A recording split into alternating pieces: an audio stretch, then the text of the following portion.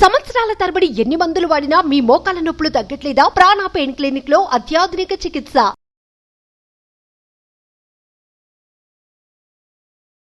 నమస్తే, welcome to Suman TV. ప్రస్తుతం మనతో పాటు ప్రముఖ వైద్యులు డాక్టర్ కిరణ్ గంగా ఉన్నారు. వారితో మాట్లాడదాం. హలో డాక్టర్ గారు.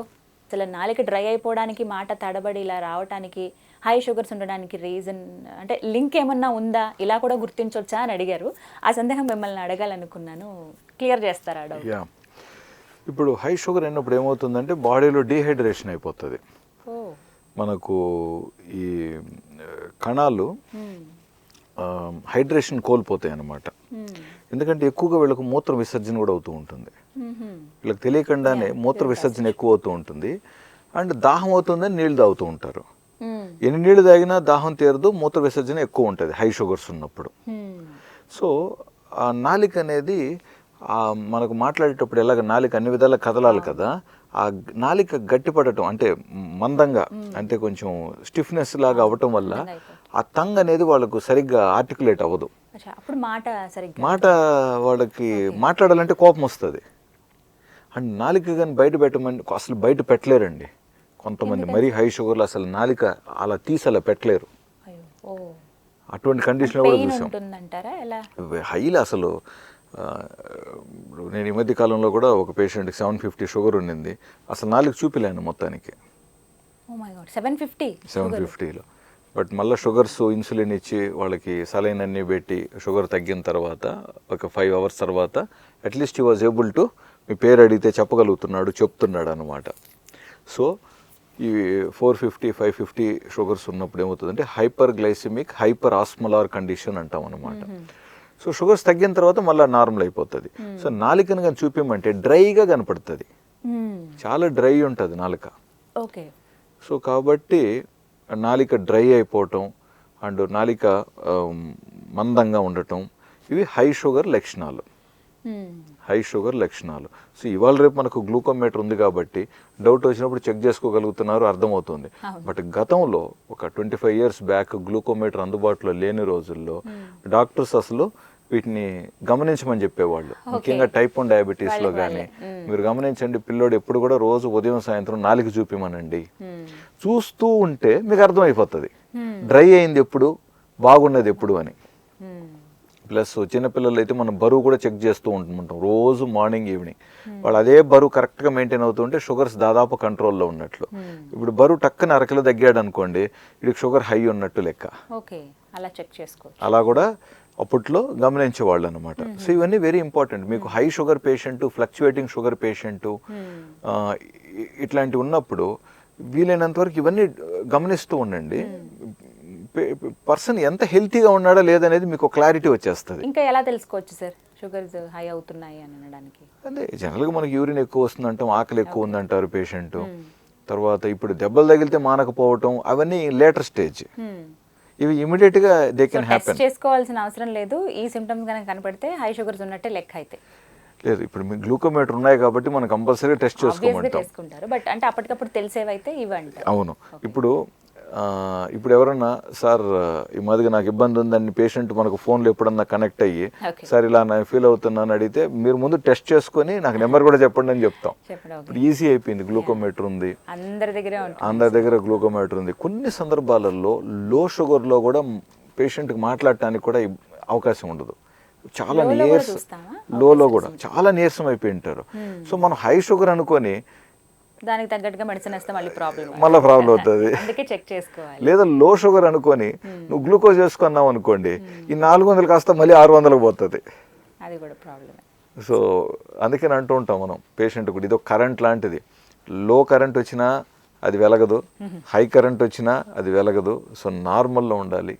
సో మనం హైలో కాకుండా ఎలాగైతే స్టెబిలైజర్ వాడతామో, యూపీఎస్ వాడుకుంటామో, మన మెడిసిన్స్ కానీ ఇవన్నీ అలాగే హెల్ప్ చేయడానికి వాడతాం. బట్ నార్మల్ పర్సన్లో షుగర్ లేని వ్యక్తిలో ఇవన్నీ లివరు, ప్యాన్క్రియాస్ చూసుకుంటాయి, కిడ్నీస్ చూసుకుంటాయి. షుగర్స్ తక్కువ ఉన్నాయి అనుకోండి వ్యక్తిలో, అప్పుడు యూరిన్లో గ్లూకోజ్ రాకుండా కిడ్నీస్ చూసుకుంటాయి. షుగర్ ఎక్కువ ఉంది అనుకుందాం, ఆ ఎక్స్ట్రా షుగర్ని కిడ్నీస్ యూరిన్లో పంపించడానికి ప్రయత్నిస్తాయి. ఒక మనిషి ఏమి ఫుడ్ తినలేదు, ఉపవాసం ఉన్నాడు, షుగర్ లెవెల్స్ తగ్గిపోతూ ఉన్నాయి, లివర్ ఆటోమేటిక్గా అరే వీడికి షుగర్ తగ్గిపోతున్నాయని చూసుకొని గ్లూకోజ్ని ఉత్పాదన చేసి విడుదల చేస్తుంది బ్లడ్లోకి. ఓకే. అదేవిధంగా మనిషి కొంచెం ఇప్పుడు ఎక్కువ తింటున్నాడు, షుగర్ లెవెల్స్ పెరుగుతున్నాయి, ప్యాంక్రియాస్ అది గ్రహించి కాస్త ఇన్సులిన్ ఎక్స్ట్రా ఉత్పాదన చేసి ఆ షుగర్స్ కంట్రోల్ పెరగకుండా చూసుకుంటుంది. తద్వారా ఉత్పాదన అయిన శక్తి ఖర్చు పెడుతున్నాడా లేదా, ఖర్చు పెట్టాడు కానీ ఇంకా ఉంది రక్తంలో శక్తి ఇంకా తిరుగుతోంది, అప్పుడు లివర్ ఓహో అని చెప్పి దాన్ని పట్టుకొని దాన్ని ఫ్యాట్గా కన్వర్ట్ చేసి స్టోరింగ్ పెట్టుకుంటుంది. ఇంకొక సందర్భంలో మళ్ళీ శారీరక శ్రమ ఎక్కువై ఆహారం తక్కువైనప్పుడు మళ్ళీ ఆ ఫ్యాట్ని తీసుకొని గ్లూకోజ్ విడుదల చేసి మళ్ళీ బ్లడ్ స్ట్రీమ్లోకి రిలీజ్ చేస్తుంది. సో ఇవన్నీ జరుగుతూ ఉంటాయి. బట్ డయాబెటీస్ ఉన్నప్పుడు ఏమవుతుందంటే కాస్త మనం ఎన్ని మాన్యువల్గా చేయాలి. సో అండర్స్టాండ్ చేసుకొని చేసినప్పుడు ఏమవుతుందంటే కాంప్లికేషన్స్ ఉండట్లేదండి. సో ఒకప్పుడు ఏమైందంటే అండి మెడికల్ నాలెడ్జ్ కానీ లేదా ఒక సిమ్టమ్స్ చెప్పుకోవాలంటే కూడా చాలా కష్టంగా ఉండేది. ఎవరితో చెప్పుకోవాలి, దీని గురించి తెలిసేది కాదు. ప్లస్ డయాబెటీస్ గురించి కూడా ఎవరికి పెద్దగా తెలిసేది కాదు, ఎక్కడో ఎవరికో. సో ఈరోజు ఎక్కువ మందికి షుగర్ ఉంది కాబట్టి, అంటే షుగర్ ఉన్నప్పటికీ అందరూ కూడా వారి వారి వృత్తి ధర్మం ఉద్యోగాలలో వారి వారి పనులు చేసుకుంటూ అందరూ ఆరోగ్యంగానే హ్యాపీగానే ఉంటున్నారు.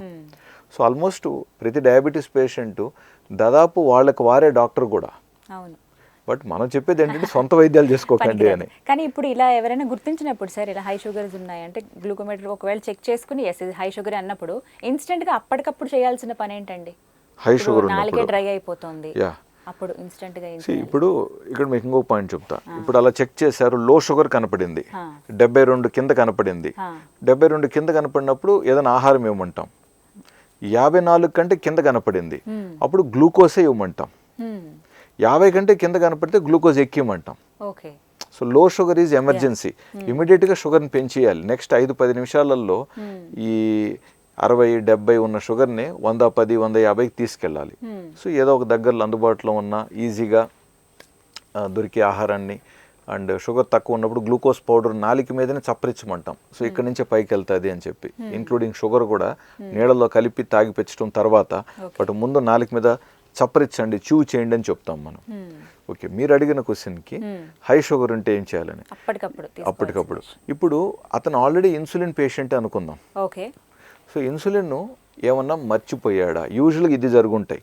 మాత్రలు వేసుకోవటం 1 రోజు 2 రోజులు మిస్ అయి ఉంటారు, లేదా వేరే ఊరికి వచ్చి మాత్రలు మర్చిపోయి ఉండటం, లేదా మాత్రలు దొరకలేదని తీసుకోకపోవటం, లేదా ఇన్సులిన్ అయిపోయింది కొనాలనుకున్నారు ఈ కాస్త సేపట్లో అది దొరకలేదు, ఏదో రీజన్ ఉంటుంది మేడం యూజువల్గా. సో యూజువల్గా మనం ప్రిడిక్ట్ చూసే రీజన్ ఏంటంటే మందులు మిస్ అవటం. సో ఇతను ఉదయం వేసుకోవాల్సిన ఇన్సులిన్ వేసుకున్నారా లేదా? సో ఒకవేళ ఉదయం వేసుకోలేదు ఇన్సులిన్, ఇమీడియట్గా ఆ పూటకి ఇచ్చేయండి. ఇప్పుడు ఉదయం ఇన్సులిన్ ఇవ్వాలి, మళ్ళీ నైట్ ఇవ్వాలి, మధ్యాహ్నం చూస్తే ఇలా జరిగింది, సో దయచేసి ఇచ్చేయండి. లేదు ఉదయం ఇచ్చారు, ఆల్రెడీ కరెక్ట్గానే ఇచ్చారు, అయినా షుగర్స్ ఇప్పుడు ఎక్కువ కనపడుతున్నాయి, ఒక 5-10 యూనిట్లు మీరు సొంతంగా కూడా ఇచ్చేసి నోట్ చేసుకొని తర్వాత మీరు అదే రోజు డాక్టర్తో చెప్పాలనుకుంటున్నారా, లేదా నెక్స్ట్ విజిట్ వెళ్ళినప్పుడు మీ డాక్టర్తో సార్ ఈ మాదిరిగా షుగర్ ఎక్కువైతే మేమే ఇన్సులిన్ ఈ విధంగా 5-10 యూనిట్లు ఇలాగ ఇచ్చామని చెప్తారా అనేది మీ దీంట్లో. బట్ యూజువల్గా డాక్టర్గా మనం ఏమంటామంటే షుగర్ ఎక్కువ గమనించినప్పుడు ఇన్సులిన్ ఒక 5-10% ఎంత మోతాదు వాడుతున్నారో అందుకు 5-10% వరకు మీరే సొంతంగా అడ్జస్ట్ చేసుకోవచ్చు అని పర్మిషన్ ఇచ్చి ఉంటాం. సో అలా తీసుకోవచ్చు. ఇంకొంతమంది పేషెంట్స్ ఏంటంటే బేజల్ బోలస్ రెజిమెన్లో ఉంటారు. రాత్రి పడుకునేటప్పుడు ఒక ఇన్సులిన్, ఆహారం తీసుకుంటున్న ప్రతి పూటకి ఇన్సులిన్ ఉంటుంది. సో ఆ ఇన్సులిన్ షార్ట్ యాక్టింగ్ ఇన్సులిన్ ఉంటుంది అక్కడ. సో ఆ షార్ట్ యాక్టింగ్ ఇన్సులిన్ ఒక 5-10 యూనిట్స్ అలా తీసుకున్నట్లయితే ఆ హై షుగర్స్ అనేటివి డెఫినెట్గా తగ్గే ఛాన్సెస్ ఉంటాయి. సార్ మరి ఇన్సులిన్ గురించి చెప్తున్నారు, మీరు మాత్రలు మేము 2 వేసుకోవచ్చు అని అడగచ్చు. మీరు టాబ్లెట్స్కి సలహా ఇవ్వమండి. షుగర్ పెరిగినప్పుడు మీరు 2 మాత్రలు వేసుకోవచ్చు అనేది రాంగ్ సలహా. జనరల్గా it's not a right idea. Because ఇప్పుడు హై షుగర్ ఉంది అనుకున్నప్పుడు ఏమని ఇక్కడ అర్థమవుతుంది, లివరు, కిడ్నీ, ప్యాంక్రియాస్ స్పందించకపోవటం వల్ల అవి వాటి పని కనీస బాధ్యత చేయట్లేదు కాబట్టి షుగర్ పెరుగుతుంది. లేకంటే అవి పెరగనివ్వవు. అవి అండర్స్టాండ్ చేసుకున్నట్లయితే ఇవి పెరగనివ్వవు అన్నమాట. అక్కడ ఏదో లోపం జరుగుతుంది కాబట్టి అవి ఉన్నప్పటికీ అవి ఏం చేయలేకపోతున్నాయి, అంటే షుగర్ పెరగనివ్వకుండా ఆపగలగలేకపోతున్నాయి అవి. సో అవి ఫెయిల్ అవుతున్నాయి అక్కడ. సో మనం ఇచ్చే మాత్రలు వీటి ద్వారానే కదా పనిచేస్తాయి. ఇవి ఆల్రెడీ బద్దకిచ్చినప్పుడు నువ్వు మాత్ర ఇచ్చి ఏం చేస్తావు వాటిని? ఒకవేళ పని చేసినా కాస్త షుగర్స్ ఒక మినిమం అటు ఇటు బ్యాలెన్స్ అవుతాయే కానీ అంత షుగర్స్ తగ్గవు కదా. సో అందుకని ఇంకా మీరు ఇన్సులిన్లో లేరు, బట్ హై షుగర్స్ అలా హైగా ఉన్నాయి, దయచేసి వెయిట్ చేయకుండా దగ్గరలో డాక్టర్ని సంప్రదించండి. అండ్ ఒకవేళ డాక్టర్ మీకు ఇన్సులిన్ తీసుకోవటం మంచిదంటే వద్దనకుండా దయచేసి తీసుకోండి. అది తాత్కాలికమైన ఇన్సులిన్ కూడా ఉంటుంది. డాక్టర్తో డిస్కస్ చేసి do the best for your self. Better feel అవుతారు. రైట్. థ్యాంక్ యూ డాక్టర్ గారు. నమస్తే.